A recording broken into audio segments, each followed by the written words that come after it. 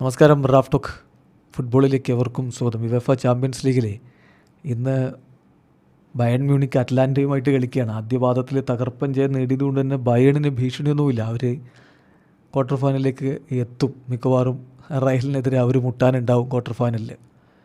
പക്ഷേ ഇന്നത്തെ മത്സരത്തിന് ഇറങ്ങുമ്പോൾ ബയണിനൊരു തിരിച്ചടി ഉള്ളത് ഗോൾ കീപ്പർമാർക്കൊക്കെ കളിക്കാൻ പറ്റാതെ ഔട്ടാണ് എന്നുള്ളതാണ്.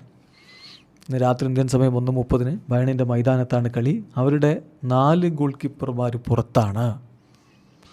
മാനുവൽ ന്യൂയർ പരിക്കേറ്റ് നേരത്തെ പുറത്താണ്, എല്ലാവർക്കും അറിയാമല്ലോ. പിന്നെ സ്വെൻ ഉൾറിച്ചും അതുപോലെ തന്നെ ജൊനാസ് ഉർബിഗും പുറത്താണ്. അണ്ടർ 19 GK ലിയോൺ ക്ലനാക്കിനും കളിക്കാൻ പറ്റില്ല. അപ്പോൾ ഇവരൊക്കെ ഔട്ടാണ്.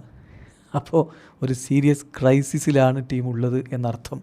ഇനിയിപ്പോൾ ടീമിലുള്ളത് 16-കാരനായിട്ടുള്ള ലിയോനാർഡ് പ്രെസ്കോട്ടിനെ സ്റ്റാർട്ട് ചെയ്യിക്കുക.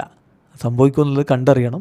പക്ഷെ അത് സംഭവിക്കണമെങ്കിൽ കുറച്ച് പ്രൊസീജിയർ ചെയ്യാനുണ്ട്. പയ്യന് 16 വയസ്സേ മാത്രമേ ഉള്ളൂ. അപ്പോൾ ജർമ്മൻ ലോ അനുസരിച്ച് അവനെ ഇങ്ങനെ കളിപ്പിക്കാൻ പറ്റില്ല. അതായത് ഒരു പ്രൊഫഷണലായിട്ടുള്ള ജോലി എടുപ്പിക്കാൻ പറ്റില്ല 16 വയസ്സിൽ നിന്നാണ്.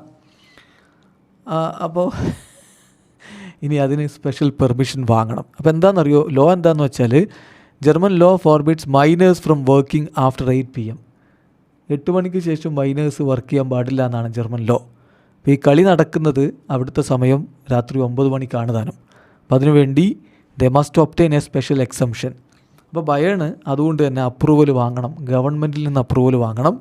പ്ലെയറിൻ്റെ പാരൻസിൽ നിന്ന് അപ്രൂവൽ വാങ്ങണം. ഞങ്ങളെ മോനെ കളിപ്പിക്കാം, രാത്രി ജോലി എടുപ്പിക്കാം എന്നുള്ളതിന്. കൂടാതെ ഡോക്ടറുടെ ഭാഗത്ത് നിന്ന് അപ്രൂവൽ വാങ്ങണം. കൂടാതെ സ്കൂളിൽ നിന്ന് ഓർഡർ വാങ്ങണം അവനെ കളിപ്പിക്കണമെങ്കിൽ. സോ ഇതെല്ലാം ചെയ്തുകൊണ്ട് പയ്യനെ ഇറക്കുമോ അതല്ല മറ്റെന്തെങ്കിലും വഴി തേടുമോ ബയേൺ എന്നുള്ളതാണ് കണ്ടറിയേണ്ടത്. സംഗതി എന്തായാലും ബയേണിനെ സംബന്ധിച്ചിടത്തോളം ആദ്യ പാദത്തിൻ്റെ തകർപ്പൻ വിജയം എന്ന് പറഞ്ഞാൽ അത് അവരെ ഏതാണ്ട് ക്വാർട്ടർ ഫൈനലിൽ എത്തിച്ചിട്ടുണ്ട്. 6-1 വിജയമാണ്.